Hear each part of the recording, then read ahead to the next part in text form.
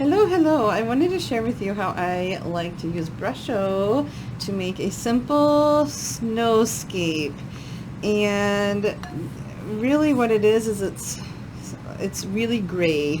Gray with maybe a tint of blue, maybe some purple.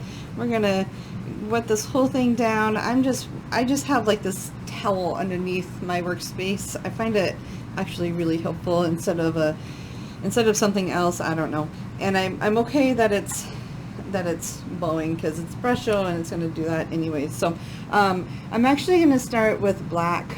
I'm not even going to mess with any other colors. The snowscape in my mind has gray skies and like white snow and then a whole bunch of trees as the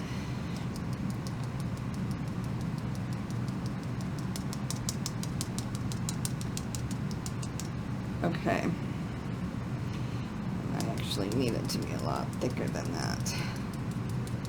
I just like to, I could have probably used a paintbrush, but I'm not going to.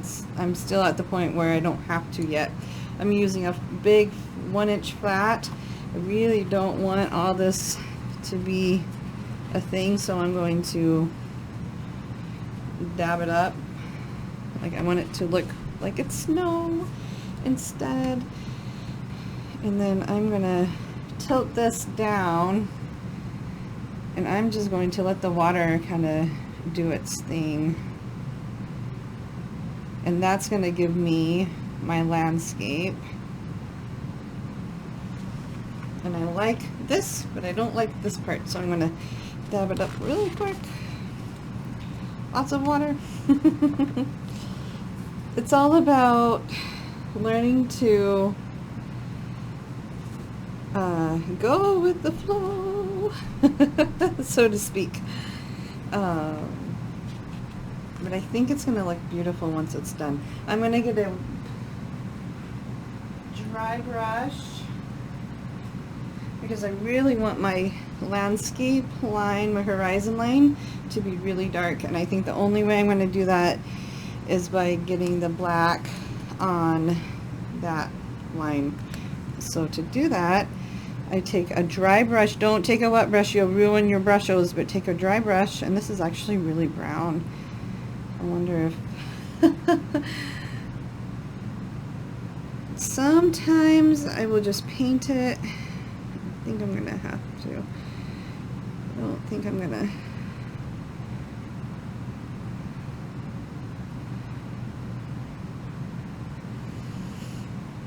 Okay, before I go any further, I'm going to, that's a lot of Brusho on my paper. I don't really think I need that much. This is my dry brush. I'm putting that somewhere far away. I'm getting a different brush.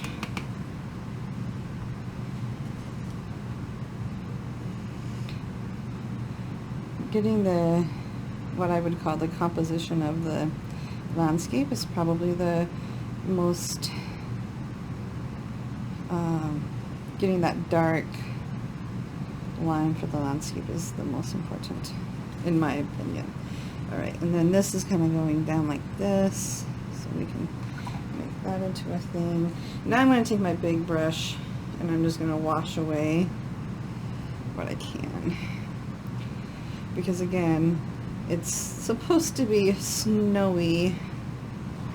I don't want it to be yucky, dirty. There. Okay, same thing with this side. I am going to keep it like this. But you can already see that that tree is forming, and that's really pretty. I'm going to just dab that up instead of trying to mess with it. Blow the extra Brusho away. A lot of this is just using all the water that you can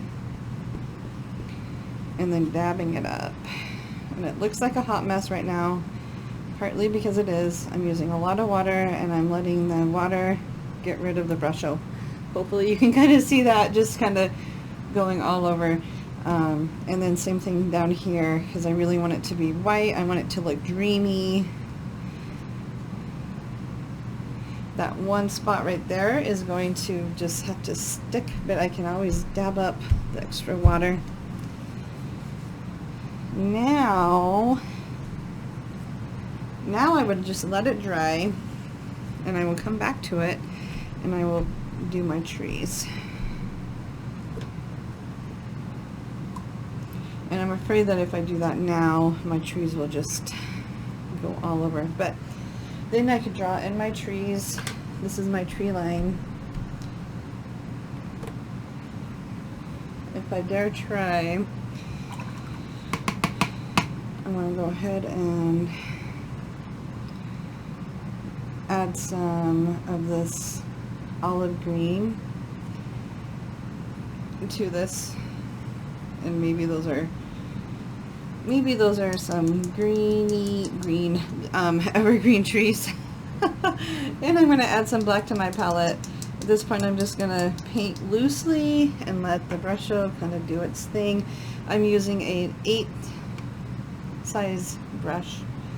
I'm going to start with some evergreens, and I don't want to, my plan is to, and I like these white spaces because it kind of gives it, but I'm just going to dab it in where I think, again, it's very loose sort of landscape, and I don't want a whole lot of green everywhere, but a little bit will go a long way. And then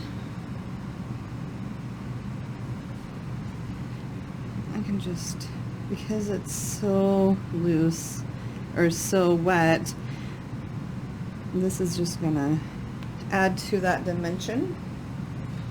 And then once it's really, really dry, I can come back in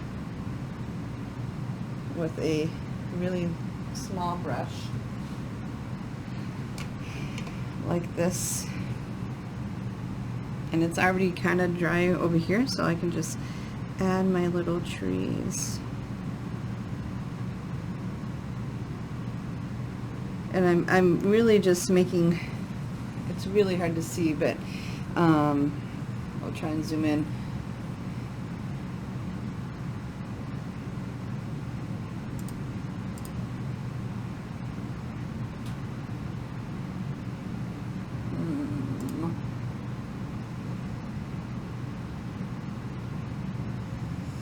It's not, I'm zoomed in as much as I can, but you can see those little trees right there. And I'm just gonna very finely making those trees. And I think this is a really pretty landscape already. I'm excited to, and I don't think all your trees have to be the same size, because in nature nothing is ever the same size. Sometimes we have just grass.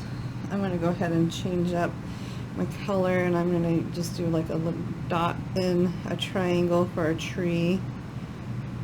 Make it look like a tree anyways. Maybe a couple of them.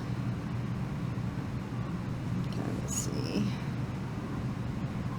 And so you just make a tree line, and that is a beautiful way to make a nice background.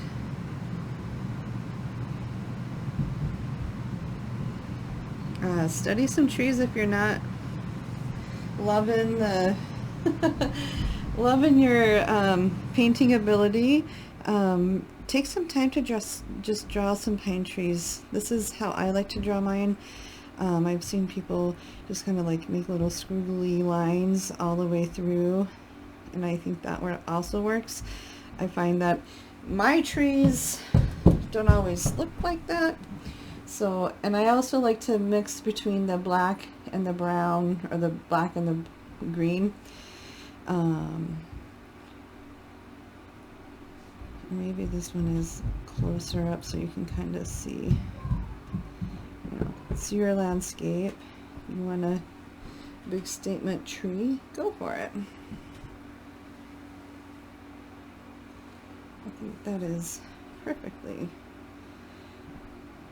because you want a foreground, a middle ground, and a background, and this would be my background, this would be my foreground, this is my midground, So we're working mostly on the midground.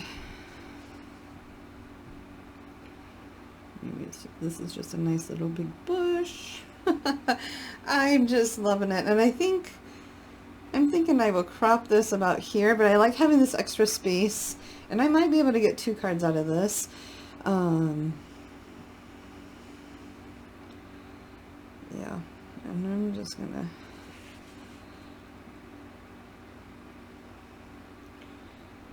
it's all about your interpretation of a landscape. I took a picture of the beautiful fresh falling snow in a field, and so I had this perfect picture of a tree line with the gray sky and the white snow,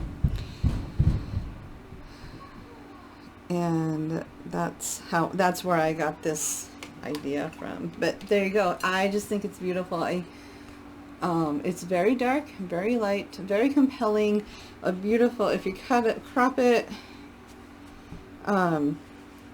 you can always put a Merry Christmas. You could even crop it probably a couple of different, probably get 2 card panels if you crop it a certain way, or a bookmark maybe, and or something. I don't know. I can't wait for it to completely dry and then figure out how I'm going to crop it. But this is one beautiful way to make a landscape for a card. You could also, if you're really loving this technique, make it into a painting and see what happens. I love wintertime landscapes. They just make my heart happy. So enjoy painting and practice and play with your colors and find some new fun ways to make greeting cards. Thanks so much for watching.